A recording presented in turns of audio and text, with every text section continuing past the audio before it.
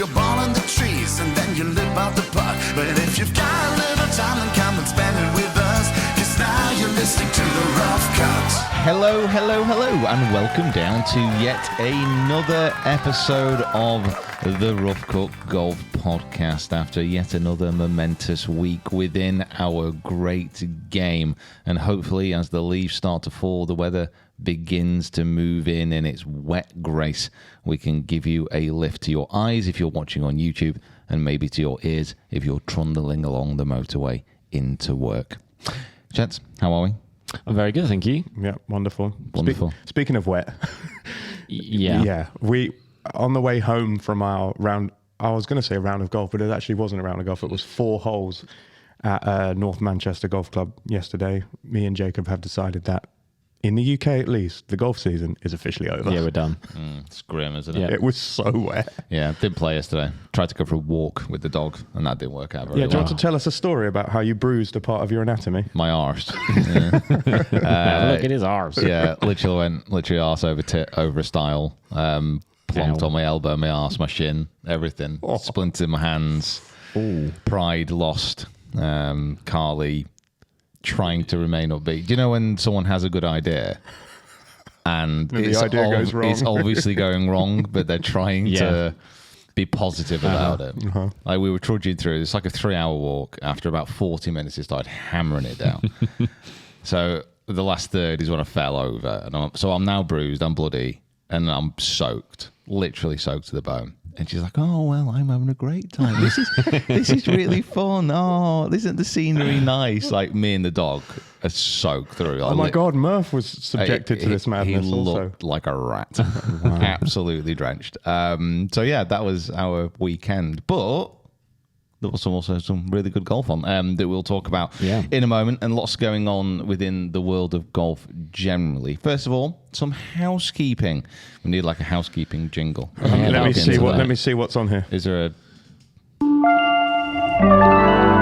Housekeeping with Peter Finch. That's the worst jingle.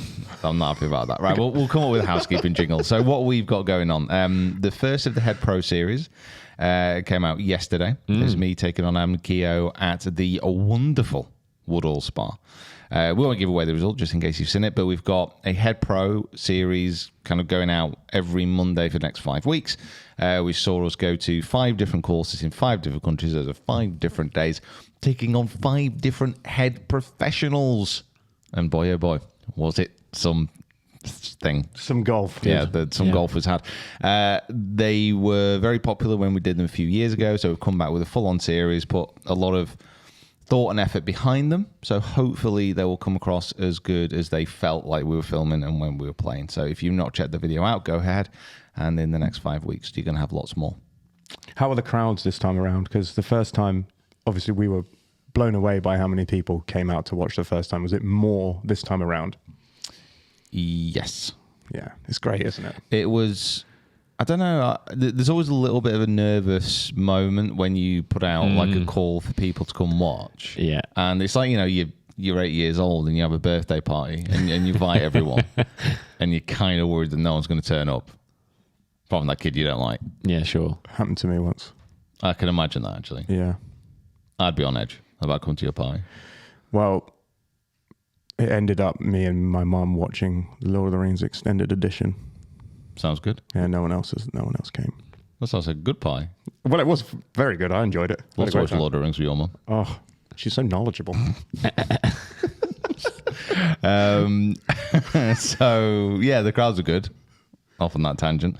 They were, to be honest, they were definitely bigger than the first time we did it, but also even in Ireland, when we get to the Island Golf Club, when it was pretty grim weather. Like the amount of people who came out and stayed and supported was fantastic. Yeah, stayed out is the real one. Like if the weather is awful, like if you come out and you're like, oh, I see them tee off on the first, and then maybe go and sit in the clubhouse until they come back down 18. Or like if people stay out, you've come round on 9 and the car park's there, and it's just like, oh, I could go in now, but yeah, I mean, I was tempted after the first 9 holes, but every single match as well has gone. It went down to the 17th or 18th. It went right down to the end. Very spoiler. But I think when you see the matches, you will know how close they are, and actually. first of all, surprisingly in my own head, how good the golf was in the majority of cases, how different every one of the matches were, and how different all the courses were as well. So we had a fantastic mix. So I'm very much looking forward to having you see that. Yeah, I've seen. I've had quite a lot of like TikToks and things come through of like people who have come to watch you play and then like made videos about the days. Like there was one I saw about how Peter Finch films a YouTube video and this guy had like put one together. Sam and Kieran running around like crazy people. Yeah, and there was another one. There was Nearest the Pin, I think his name was, who was at the Welsh Not course, Nearest the Pin. Nearest the Pin. Yeah. And he's put out loads of like. You're basically just like put out some of the holes. I was like, oh, this is cool, but like people can already see what the score is. They collared me at the end as well. Yeah. I saw that. It was quite funny actually. I was properly knackered at this point. You could see they were a little bit nervous. Kind of came and said, "Can we just have a quick interview?" And I was just like, Yeah. I kind of felt like I wasn't going to say no, but I kind of felt like putting it on a little bit. Yeah. But I didn't. They were lovely. Good times. You haven't got it in yourself to do that, I don't think. Not really. Because you squeeze yourself through the awkwardness of them being like, oh, okay. And then I think sometimes you play into the awkwardness because you like it. I do like the awkwardness at times, yeah. But I think I was just at the point I was too tired to play into the awkwardness. Yeah. We also have a new video coming out, which is a couple of days, which is the best new wines for low handicap golfers. We're going to get a lot more tech videos kind of into the end of this year. We didn't do quite as many during the middle of the year for obvious reasons. Been away, been traveling, been doing other stuff. But now the season starts to draw in and we're doing less playing. Well, I'll say that. It's a stupid thing to say because we're literally traveling for the next 2 months. But we're going to get the tech videos in that we probably should have got in the middle of the year. So, yeah. It's a good video. And the 3 irons that you're testing are hard to pick between them for you, I think.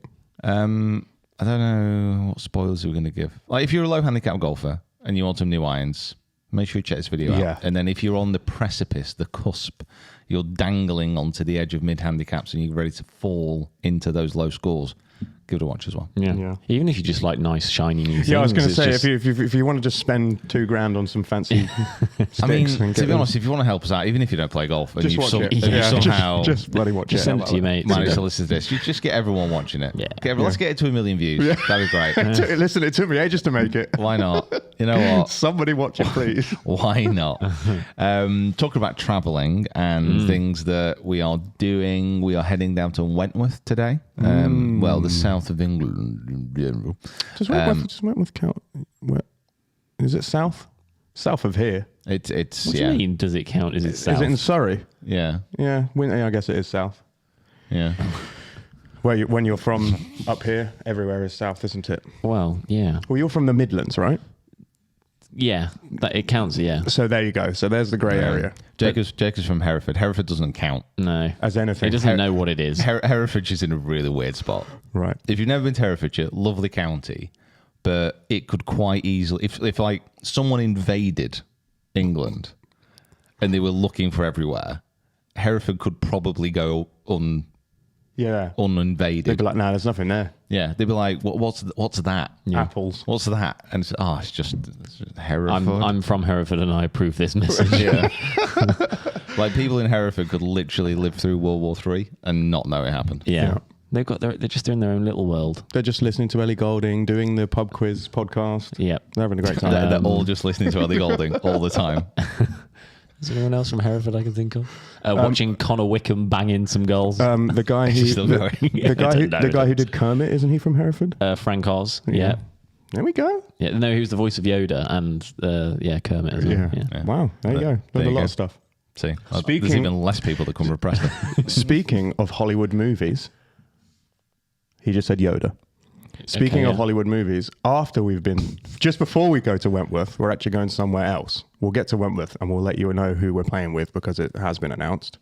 Before we go to Wentworth, we're going to Stoke Park, which is the home of golf in the world of Bond. So if you're a James Bond fan, then you will recognize this golf club because... It doesn't exist. It's just... No, it doesn't.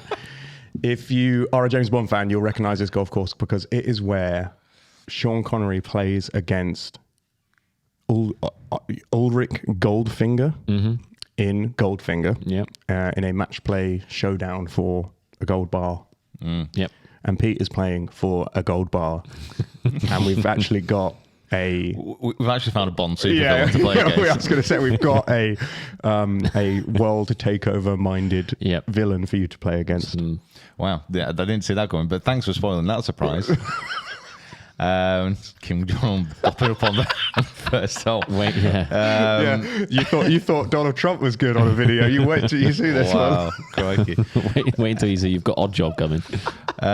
So we're going to go down to Stoke Park. It's like a Golf Pride event. I don't exactly know what they're doing, but they're having some kind of like special releases on grips. And we're playing... Stoke Park's a bit of a funny place in many respects because I've played there before, but the course was basically frozen over. Okay. It was rock solid. And it was a long time ago. Since then, it's closed down and now it's reopened. And apparently, it's like the most luxurious place in the world. So Nice. Yeah, it was already pretty luxurious when I went first time. Last time I James had Bond went. Yeah, he did. That's be good. And Goldfinger. Last time I went there is the last time I had a bath for pleasure. So I had a couple of baths on the the cycle ride. Yeah. But that was the last. Not for pleasure. That was just to try and recover my body. Stoke Park was the last time I had a bath just Right. for the sake of having a bath. You know what? Okay. I actually can't remember the last time I had like a enjoyable. I've not just run an ultra marathon type bath either. Exactly. That's weird. A bath. I used to have a bath after playing golf when I was younger. Yeah, And that was- but that that's was an because your elite legs are. bath. It's because your legs are Oh, ruined. that was a good bath. Yeah. You know, as they were like like a good pint. Oh, You know, it's like at the airport pint or the yeah. The what's post the best, golf. what's the best bath? What is the best bath? Let's Such an think old about man. this. He's such an old man. Post muddy winter football when you're a kid, Yeah. and also this is a little bit deep, but I would also clean my boots in the shower. Whilst you're in the bath. Oh no, then I'd go and have a bath. Oh right, okay. Wow, you would have two cleaning methods before. Well, one was for the shoes and one was for me. You two are so posh. Unbelievable. What? After we played football, Yeah. like with a bag, Yeah. yeah, an old leather bag stuffed full of towels. Kick that about. For We a bit. actually had to go into the river to clean off. Of course Yeah, you did. sure. So, Yeah. I Yeah. believe that. yeah. And you just took your washing as well. Mum made you take the washing, and you took your. You can't have any washing when you've only got one set of clothes. I'm sorry, I just spat on You just wash yourself. You just go in the clothes. You know Right, what? okay. We actually used to think going in the river was a luxury. Sure. Yeah. That's why so many people play football. Or Yeah. backball, as we called it. Yeah. I mean, it was great. You avoided all the glass on the pitch. The needles, Not many needles. No. Couldn't really afford cracking Preston. hadn't reached us there properly yet. that's a line. Yeah. clip that one for that one for the internet. We were still going through the opium phase. Crack was at that too point. posh for It was Preston. It was too posh. Poor Preston. Is this why in the Creative Classic you said you were from Manchester, not Preston? No, I forgot about that. Honestly, I got the thing is, I'd said that I was from. I've told them that I was from Preston, And they went, "What's that?" No, when they asked for like a written kind of bio, effectively. So I put it down in there. But during the interview, it's like, "Where are you living?" And I was like, "Oh, I'm from Manchester." Right. Okay. No, he said, "Where have you come from?" Where have you come and from? we were like, I'm well, from yeah. Manchester. "Well, we've." So Yeah. I got some stick. I got loads of stick, and then I could actually see it in my WhatsApp groups. I got loads of stick for it, and then when the bio came up, it was like, right, okay, Yeah. Oh, we're fine now. Yeah. yeah, we're fine now. I can enter Preston safely again now, Yeah. if that's possible. So yeah, Stoke Park. Stoke Park. It's the last time I had a posh bath. So there you go. Oh yeah, that's how we got there. Yeah, that's how we got there. Right. And the only reason I had that bath was that there was a bottle of wine. Nice. And you're calling us posh? Oh, You had no, wine in the bar. Honestly, so I went into the room, and the room was like it's a suite, effectively. So it wasn't a room; it's just like a big open space. Yeah. But like the bathroom fed into the living area. I don't know. But in the middle of the bathroom, there was a big roll top bath, like Nice. stood separately in the Yeah. middle, like a kitchen island. Yeah. This was a bathroom bath. Yeah, my parents have one Right in of the those. middle. Yeah. Of course you do, because you live on the stakes. You're the poshest person I know. It's actually on a stage in the bathroom. Believe it as well. And it had a table next to it, and on the table was a bottle of wine. Was there a TV built into the wall? No, it's too posh to have a TV built. Sound to the wall. system? Too posh to have that. Record player? Too posh. Wow. Yeah, exactly. Did someone scrub your back for you? No, I had to do that myself. You fanned. I must be Fed honest. grapes. I think I had the entire evening to myself, so I think I finished off the bottle of wine. It might have been a Good struggle to lad. get out of the bath. Yeah. What were you staying there for work related things? or- Yeah. I went down there. I was playing a assistant professional who just won like loads of assistant events. It's when I was with Galvin Green, Oh, and we're down there for like a couple of days. going back then. So then that was a long time ago. Right. So yeah, I'm looking Maybe, forward maybe to this is getting like back down there. a complete. Oh no, we're not staying at Stoke Park, can we? So you can't have your bath. It's now gone extra posh. It won't let us in. Okay, maybe in the Airbnb. Maybe it's good Airbnb actually. By the looks of Yeah, it. it does look good. What would you, we are, it's. I think it's in the same building of last year. Jacob initially thought that it was the exact same Yeah, Airbnb. it looks very but similar. there's one more room than last But time. then the reason why I've now twigged that it's not is because if you remember the bath before was that one which was like a jacuzzi. Oh Do yeah, you remember? and but we Kieran couldn't- had a jacuzzi but we bath. could- well, he did, but we couldn't really get it to work. Like it just wasn't. So just sat in a puddle. Man. Basically, yeah. I would like to make an announcement that baths are abhorrent and that you're stewing in a soup of your own filth, and you should just shower like a normal human instead. Okay. Yeah, I have to say because we didn't.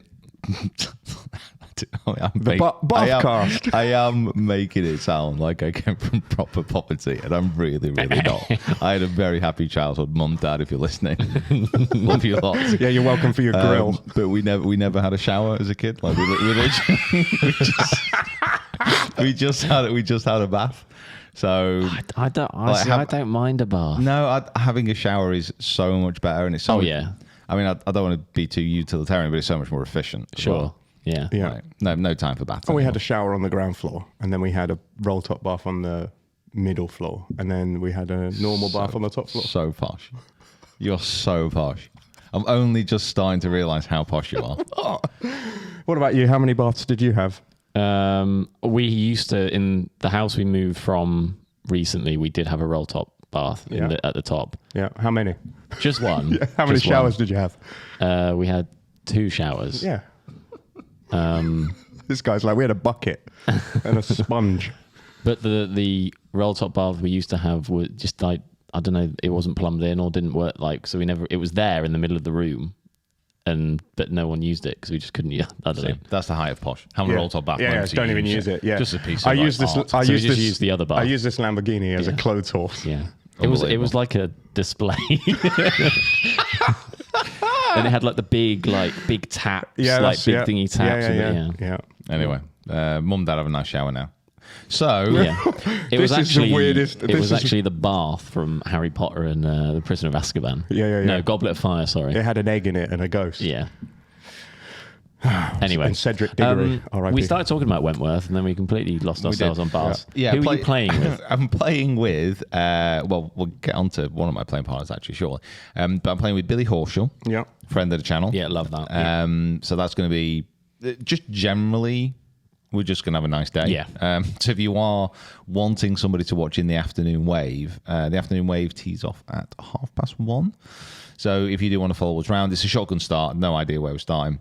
But it's, I can tell you, it'll be on the same hole on we the always start. on the 17th. No. It's the par 5 fourth, isn't Yeah. it? Down The the one hill. they make you drive all the way to.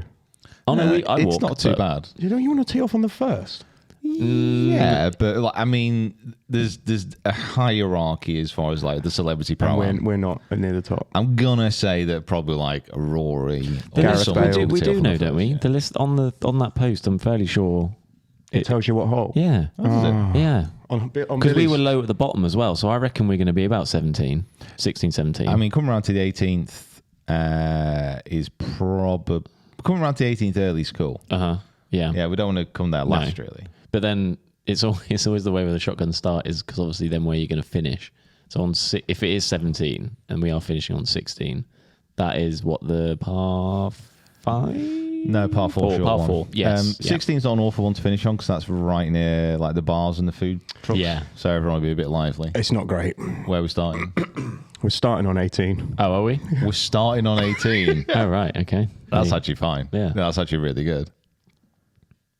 I love that. No, that's good. Yeah, that's really that's good. fine. And it's not that far to walk to No, start no. either. Like 17th green as well. When we finish, we can literally walk back to the clubhouse from there. So, perfect. The group behind us, Thurston Lawrence, My boy. Michael McIntyre, My boy. My boy. Doug Ray Scott, Might be my boy. pass, Dan Walker. Okay. Yeah. Solid group. This is just a group. I think that our group, I'm obviously incredibly biased, but I think our group genuinely might be the best group in the afternoon wave to come and watch, because you've got Billy, who's one of the higher end tour pros that are playing in that afternoon wave, and also loves playing in England and will ramp up that group and be good with the crowds and all that kind of stuff. Obviously yourself, Mac, who is just so much fun to watch hit a golf ball, because he just doesn't care about what other people think about what to do. He just shifts it around however he wants to. That's and Mac Boucher. Mac Boucher. Yeah. Boucher. And he's healed. I've been speaking to him. He said he had a thumb injury during the Creator Classic, very well documented. And he has had some sort of back alley injection, which means he can now go and play golf again. Went to a Nice. shaman. Go in. And Olivia Cowan, who is an incredibly good, not only just LET but LPGA Tour pro. So you're not going to win, but I mean, that is my only concern. you're not going to win. We are not going to win this pro am. Yeah, it's, you've it's got almost all impossible. you've got all scratch Quality pros. of golf should be good. We're all pros. The only way to win these things is to have some 39 handicap ex-footballer in your team. Next year, me and Mick were there. Oh my God. The amount of shots we'll get. Like I said, we won't win. Mate, I don't know what you'd be like in playing in front of crowds. I think that it would go one of two ways. Either I would rise to the occasion, or I would want to go home. Just on that, I'll just never forget on the 17th at the Castle Course. Now, It'd just be okay. one of my lasting memories. Okay, so Yeah. the build up to that shot is obviously very disconcerting if you're a viewer. However, where did the ball end up?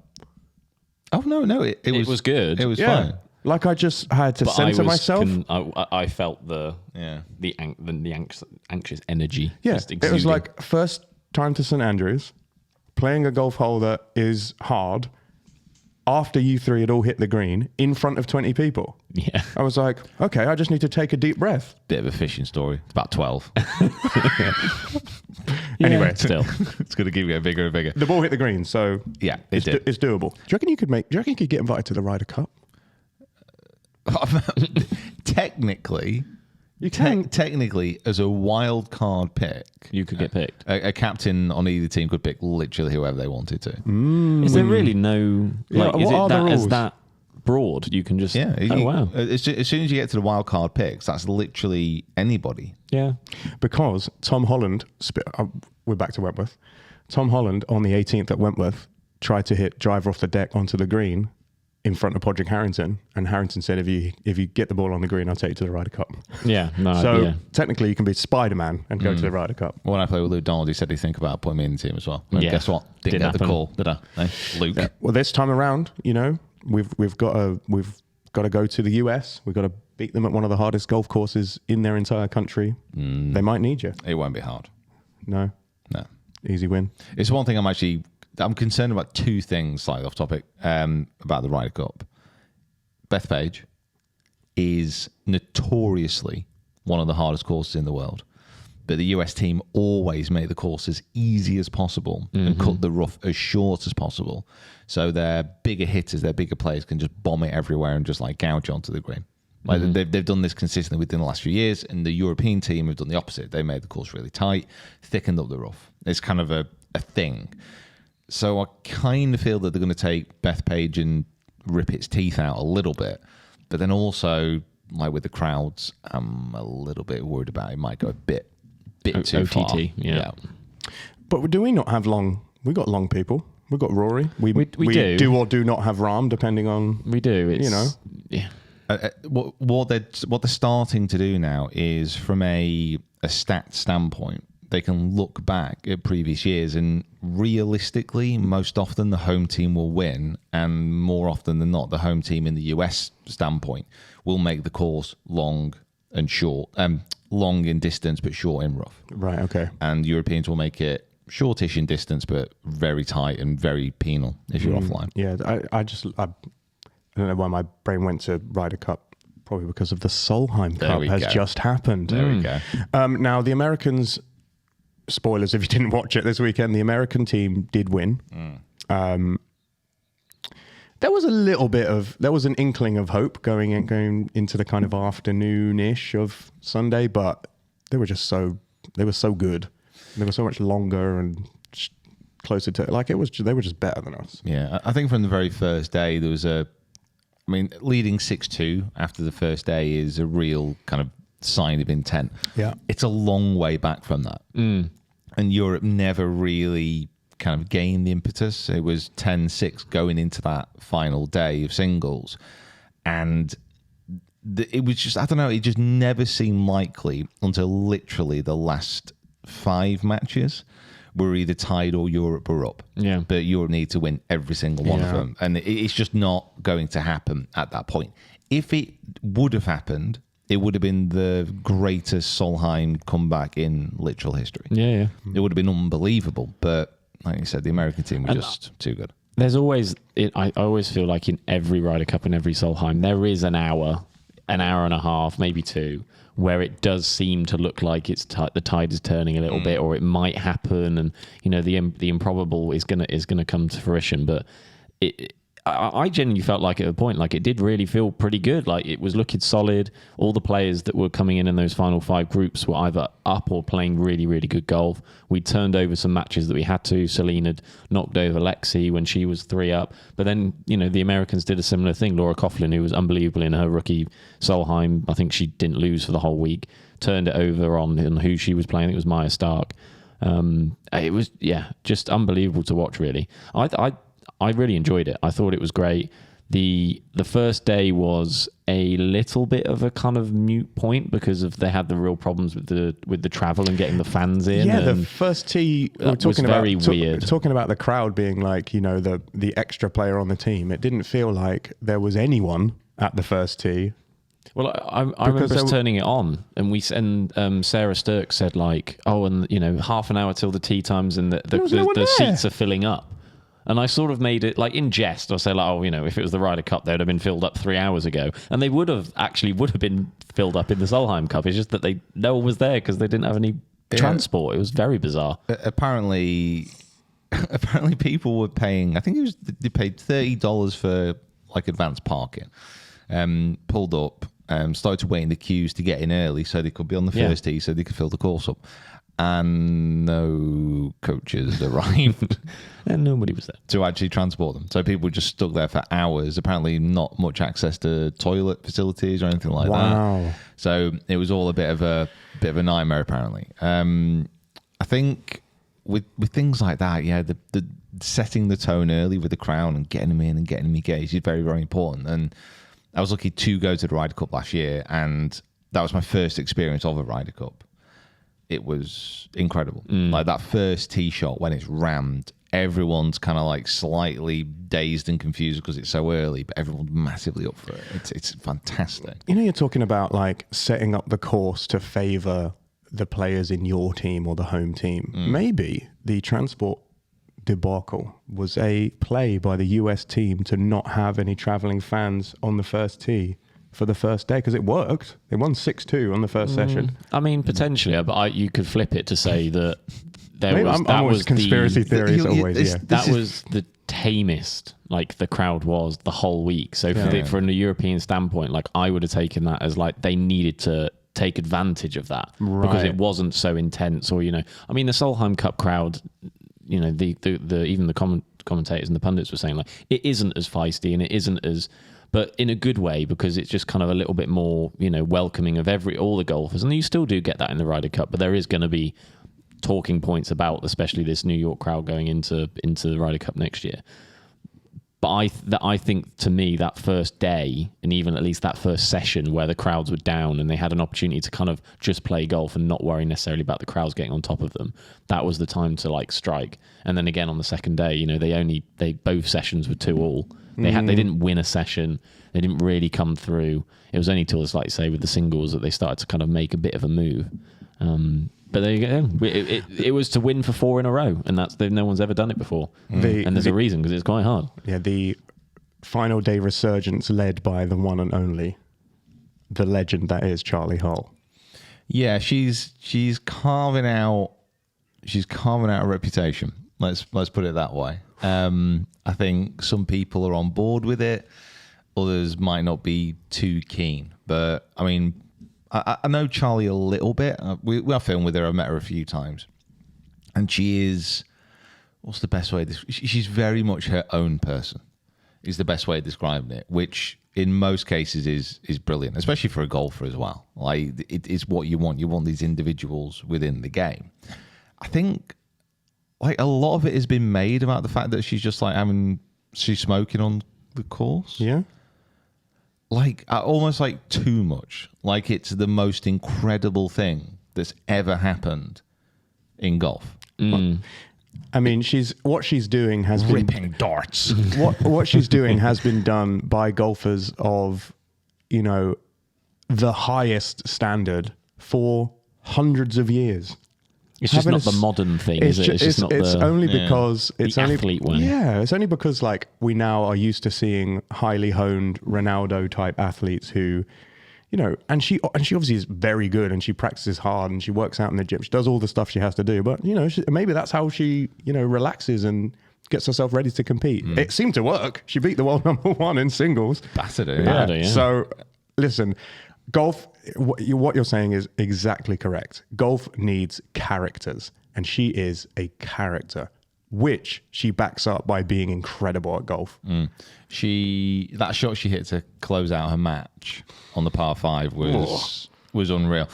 And what was really good about it is you could see kind of exactly what she was doing, like hitting a pull draw into that bank and then bringing it around was unreal. And Corder was just like, fine, okay, Yeah, fine. you Okay. can have it. I accept it. Yeah. Like, whatever you want to do. Was it the 14th at par 5? Yeah. It was the 14th that like We didn't like that hole. the American team, I think, almost won every single point on that hole, apart from maybe 2 or 3 in the entire Solheim Cup, which is absolutely wild. I find it really strange that one hole could be so one-sided. Yeah. Especially par 5. Like, Is it the one where the second shot's over water to the kind of islandish green? yeah, it was a strange one. Well, that it was on that hole, which I think I kind of had the like, okay, America have won this moment before we'd even got to the singles, when Alison Corpus basically topped it and hit it to about 30 foot or whatever it was, and then Nelly rolled it in for eagle, and I just thought, okay, well, that was a bit stinky. There we go. That was that was a stinky one. That one was frustrating if you're playing that. That was the most in match frustrating. playing, most situations, like they always say, you've always got to expect your player, whoever you're playing against, is going to hold the putt, hit a great shot, do whatever. But at the same time, you watch that and you see it gold top bounce about 100 yards further down the fairway, and somehow this ball skips past the bunker, doesn't catch the rough, then hits the bank, then hits the rough that kicks it back into the green and finishes 30 feet away. Listen, they are professional athletes. She had practiced that for I'm weeks. sure. Kept it low. She knew exactly what she was doing. She was like, I'm going to bring out that cold top that everyone's been seeing me do it on the range. Here we go. Highly skilled. Yeah. Very, very happy for her. I think someone who wasn't happy, Leona McGuire, did you see some of the stuff she was posting? Yeah, I'm not surprised. Yeah. So she sat out, I think she played twice, didn't she? She had one match on the Saturday, I think, which she lost. And then obviously in the singles, which she won. But going into this Solheim Cup, she wasn't playing that great. Yeah. And I think Suzanne Petson, captain, just decided that she wasn't, going to be the best chance of getting some points, and left her out. But I don't think Leona was particularly happy about that, which is fine. Like if you've turned up to the Solheim Cup, if you turned up to Ryder Cup, President's Cup, whatever it's going to be, which is obviously coming up quite soon as well. It's kind of like there's no guarantee that you're going to play, but of course you want to. Yeah. Like you want to be out there as much as possible, but someone's going to miss out. Yeah, that's the thing, is that only the top of the top players play in every session. And even then, some of those guys or girls get rested to save them for singles. So you'd expect, you'd hope to play as many as you can and to provide points for the team. But you kind of have to expect that you're going to get rested, or you're going to have to sit out, particularly if you come into the tournament not playing your best golf and other people are playing really, really well. Yeah, I can understand her frustration, but like it's almost one of the only times where it's a team event, and you should be thinking whatever's best for the team is best for the team, and if that means me sitting out, then that's fine. Yeah, I'd say it must be tough because she clearly is someone that rises to the occasion of a Solheim Cup. She proved that in her first year of playing in it, which I suppose is where the kind of backlash came from, is how good she was the last time she played. Yeah. So it's kind of like she hadn't built up the rep because she hadn't played in as many as maybe to be able to build up that reputation of just being like that Poulter who it doesn't matter how he's playing, you just put him in and he's always going to rise to the occasion. And maybe now going forward, obviously I imagine she's going to play in many more Solheim Cups to come if she continues being the player that she can be. It's hindsight is a wonderful thing. Yeah. And you always look back at it and you always think, okay, well, maybe if she'd played in this, would it have changed things? I think one of the other surprises for me was, well, a couple of people. Emily Pedersen playing in all 5 matches was interesting. I thought I'd made a comment in the previous podcast. I did say that she was one of those people that I felt did just rise to Solheim Cups and didn't necessarily need to come in with particular form, but it felt like that there was an opportunity to maybe pull her out of, especially in that Saturday afternoon. I think she probably didn't need to play. I don't think, and I mean, even into the singles, she really struggled. And then Lynn Grant as well. Oh my God. Like someone who kind of stung the place out. Oh. Yeah, someone who we would have felt for the European side, you can really sort of just hang your hat on and be like, you'll just go win us like 2 or 3 points. Guaranteed 2 or 3 points for the weekend. Thanks so much. Yeah. You're a great contributor to the team. Nothing. Didn't win anything. Zil point. Yeah, didn't win anything. It's a shame. And I mean, she was up in her singles match. She was the final match coming in. So it was kind of looking to a point where like maybe she was going to be the deciding factor. And then, you know, I imagine it must be hard that when you're kind of putting all this effort in and work, and then as soon as that kind of final putt where you can't now win it anymore, and you've got to try and like revive some kind of energy to go and win it again. It must be tricky. I mean, I think ultimately, like I said, it's very easy to second guess. Like after the event, McGuire should have played more. Great, yeah. Pedersen probably made some other mistakes, probably, but like it's so easy to talk about that stuff after the fact. Like, like whoever the captain is in whatever team is just going to make decisions they think are right. I think ultimately, like the US team just played better. Yeah, so that's all it is. Like as far as unpacking things, like even when it was down, there were a few people down on that last day. They managed to come back. Like Vu, who actually kind of managed to come back and get that half, was unbelievable. Mm-hmm. There was great golf. However, apart from that 14th, do you remember any of the rest of that golf course? A couple of the first. Wow. You saw that He hole saw a that lot. hole a lot, but apart from one, what's the 18 after the final day, because I didn't really feel like we even got to 18 that Yeah. much. No, we didn't that much, And, did we? I mean, ultimately, it was just like a shortish par 4. Like it wasn't great. Well, there was- you sort of draw around the corner to take a lot of it off, and then you had a wedge in. And there was a par 3 just maybe in the middle somewhere, which got a lot of action. The 4th was a par 3. 4th was a par 3. Yeah. I just felt like the course was a bit like. I mean, ultimately, I think for a Ryder Cup, Solheim Cup, President's Cup, whatever it's going to be, very rarely do you go to a golf course which is like, wow, like a famous, unbelievable golf course. But it doesn't need to be a really good match play course. Like Marco Simone last year, it's fine. Like it's an absolutely fine course. It's good. Like there's nothing wrong with it. Le Golf National, like which I think it's really the best example. Yeah, great. Like cool, good course. Like there's plenty of hazards, all the rest of it. But it's just a great match play course. Yeah. It's like Adair Manor. Like Adair Manor is one of the most Adair pristine, unbelievable golf courses that you're ever going to play. It's perfect. It's like a massive rolled out carpet. But I mean, for a stroke play competition, it's fine. From a match play competition, it might be amazing. Yeah, I mean, I'm off memory. Obviously, 17 is the par 3 over water, or is that 16? No, that's 16. 16, and then 17 is the 17 is a long long par 4, and then you've got then the par par 5, but then over water for the. There's a couple of holes in there which would be interesting. It's funny because like the next 2 Ryder Cup venues, if you kind of flip them and said that Adair was the American venue and Bethpage was it's like they do feel like that, don't they? I mean, with Bethpage, like if you think about like recent Ryder Cups, Like Bethpage is probably one of the only major venues which has made an appearance. Yeah. I mean, the American, I think Hazeltine, I think that was a few years ago, like kind of the American side tend to go to those more established courses while the Europeans tend to go to a few, not random exactly, but a few different types of venues.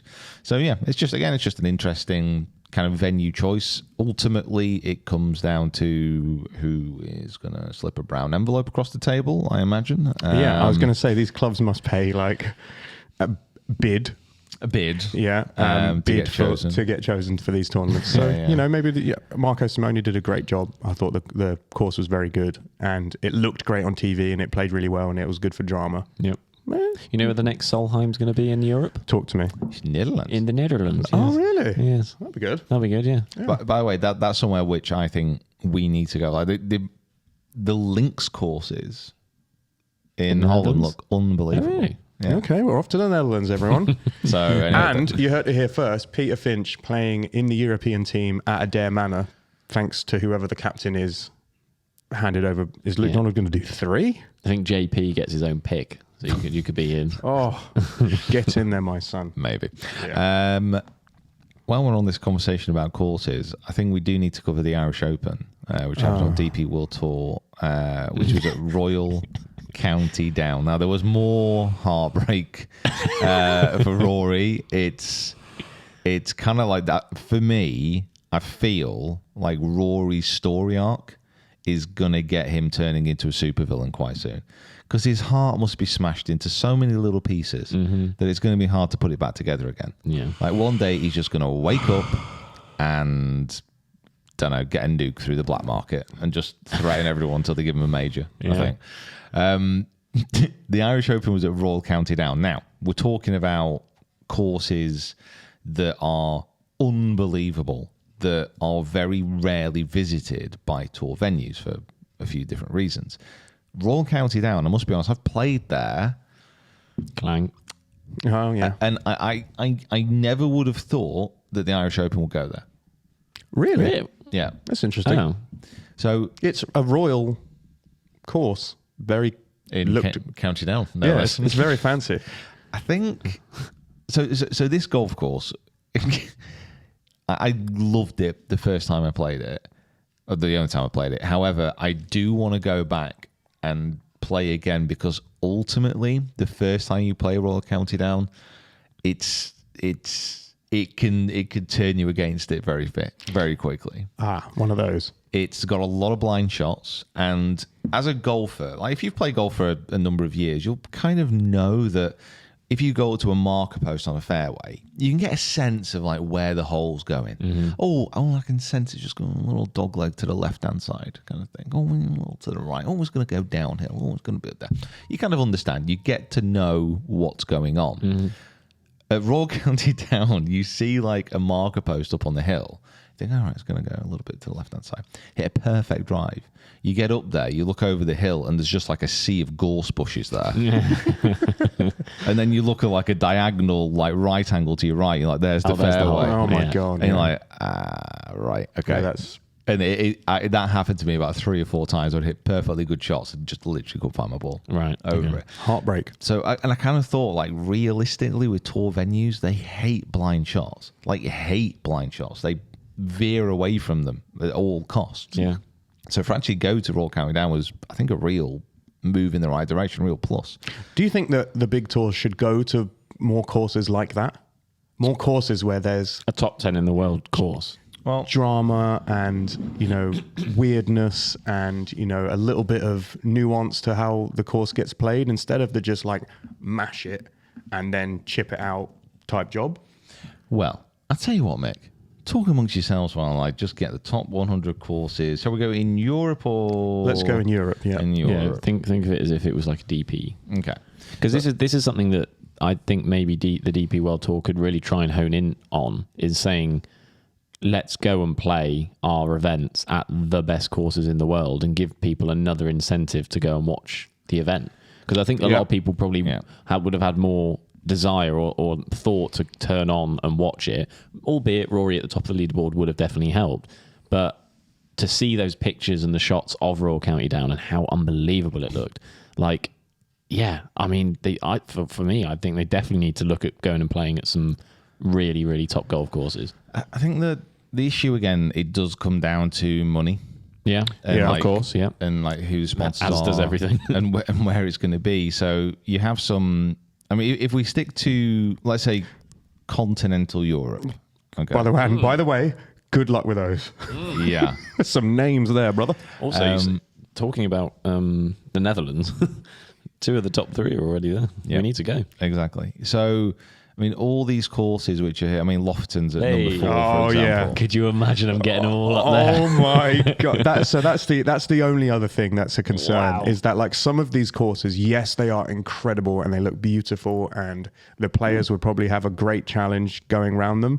The problem is that not all of them have the infrastructure to No. host a big tour event. No. I mean, number 5 is Valderrama, so there's quite a few. Liv's kind of gone there this year. There's quite Yeah. a few tour events taking place there. Hard Obviously, course. Ryder Cup taking place there. Le Bord, which hopefully we're going to be able to get to quite soon as well. Yeah.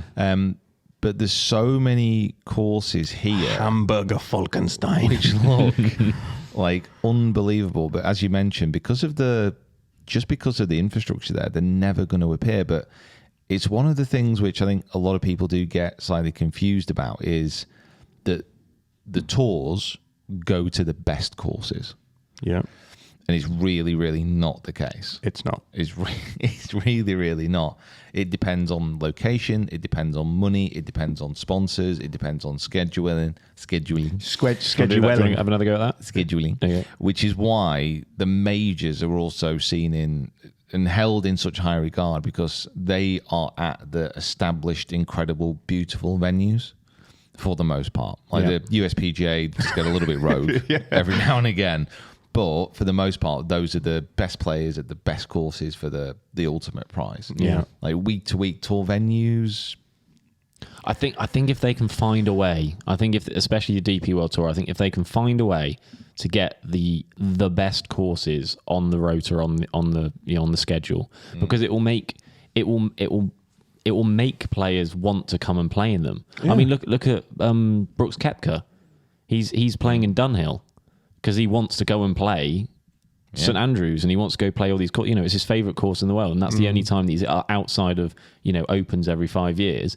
That's the best opportunity to do it, and it's bought someone who obviously is a committed live golfer. Yeah. That announcement was almost a little bit of a kind of shock of like, oh wow, he's coming out, and it's because of the golf course. It's because of he wants to go and play the course. So if they can find a way to get these courses into the schedule and give people more of a reason to want to go and play on the European Tour, especially, I think it'd be a really good move. But as you say, money is is a comes big down to the issue. money. And And by the way, this is the same in the US. For a lot of the time, like a lot of the courses that they play, they're fine. I've played quite a few PGA Tour venues. yeah, Like, are they the best courses in the world? Absolutely not. They just like fill that need. But I mean, what a great idea that is. Just having a tour which is just at the very best golf course. Yeah, the top 10 tour. No, I don't like it. I loved it. Okay. top 20, top 20 tour, top tour, the top tour. Blech. Yeah. So we should make a YouTube series on that. Apparently, though, This Brohoff is meant to be. Yeah. on the Yeah, road, I was by the just way. gonna I've say, just seen one picture. and apparently it's- there's a lot of countries in Europe that have incredible golf courses that we have not gone to, i.e. Germany, Sweden. I mean, we went to Norway. We played the top one in Norway. Oh, good lord! Hello. Brohoff looks excellent. Yeah, that looks great. Hey, So bro. we need to Ryder Cup, get it. seriously Still got icebergs. we need to seriously think about some continental Europe stuff for next year. I think because there's so much great golf that we just have not gone and done. For me, Scandinavia, like it has to be. Like Sweden is obviously we've done Norway. We went to one place in Norway. It's done. Completed it. But Denmark, Sweden, not so much sure about Finland. I don't really know that many places there, but definitely has to be on the list. Like even a place like France. Like I know, hopefully we're going to be going in a few weeks, but there's so many amazing courses in France. Yeah, it's the problem with the continental Europe courses that they can't guarantee hot, shiny weather for tour events. Because I don't think so. if you went to Lofoten the time we went, the greens were in a condition that was not conducive to like big boy tournament play. So you would just have to plan, I guess. I don't think so. I mean, I am going to throw this out there. This is going to be a real controversial take. Sure. There's not going to be a tour event at Loughton. So I think we can strike that one from the list. Yeah, until the Finch Invitational. Top 10 tour. Everyone has to come and play for 24 hours.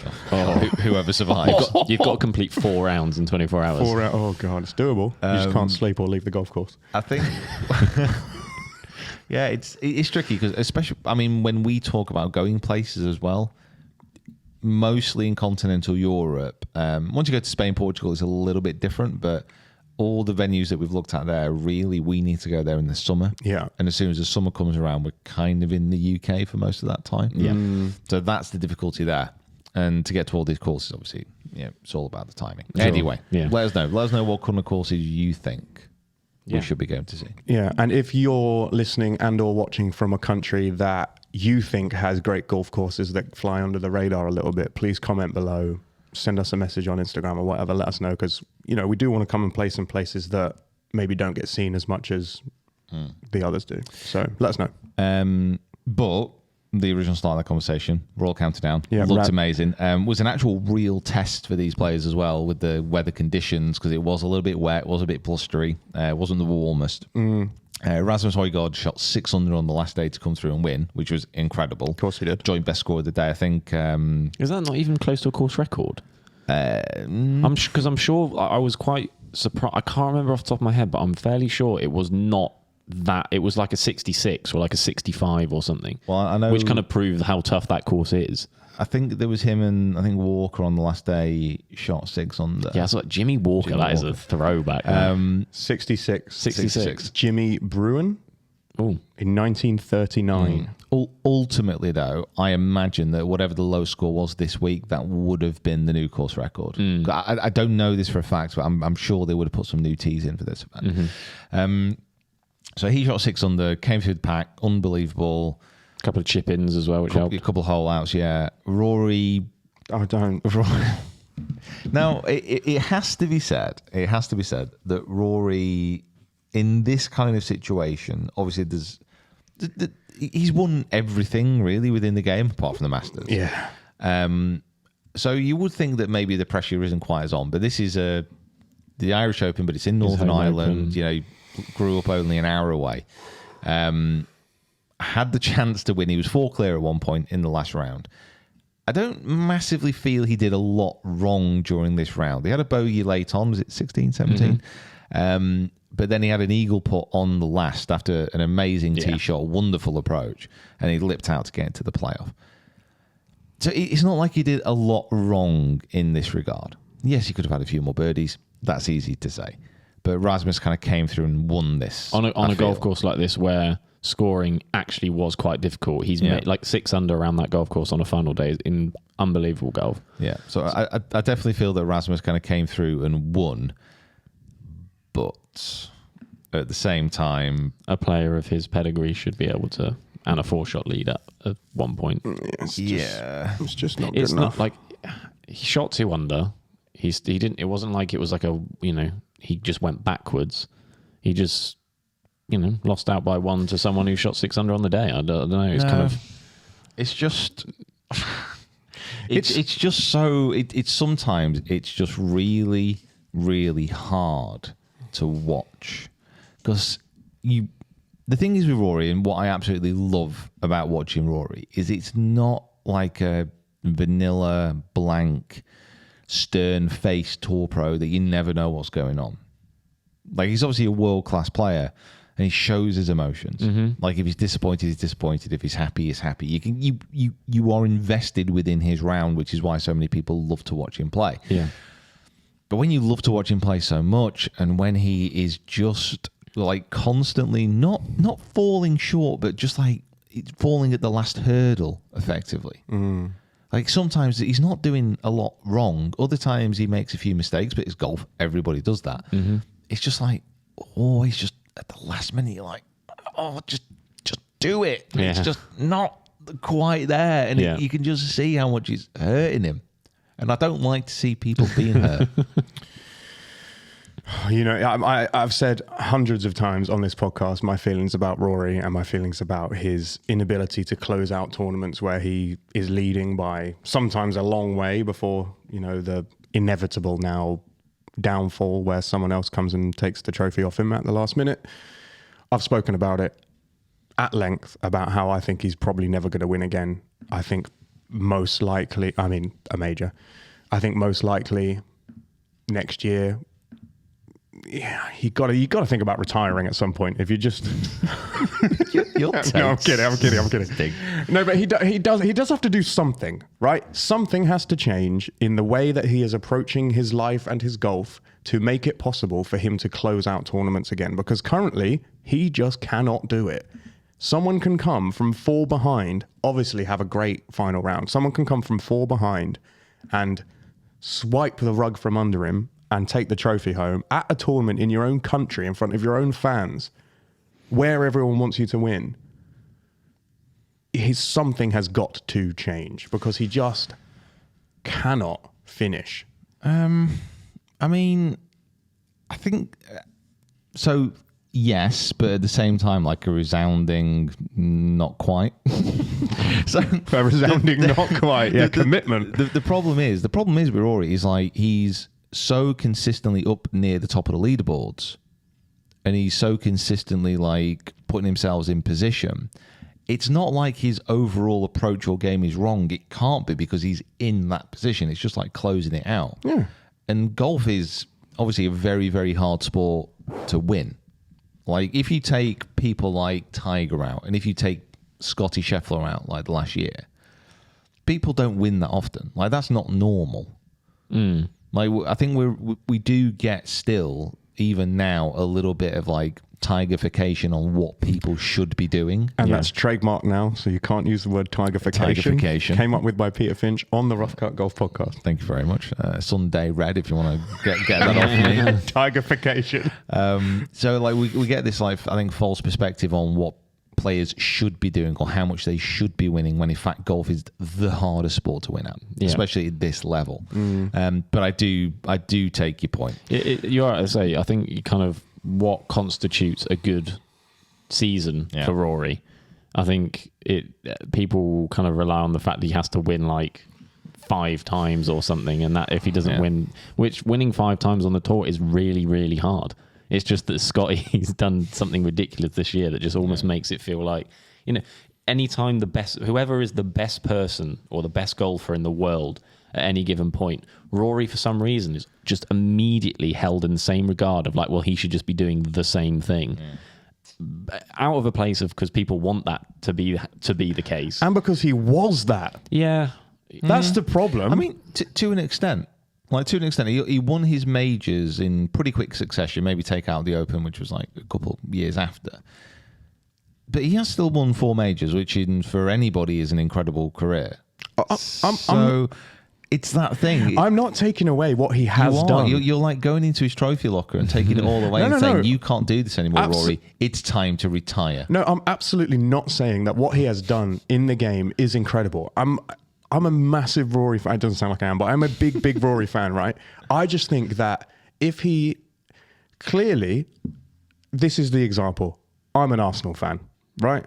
He is in the same...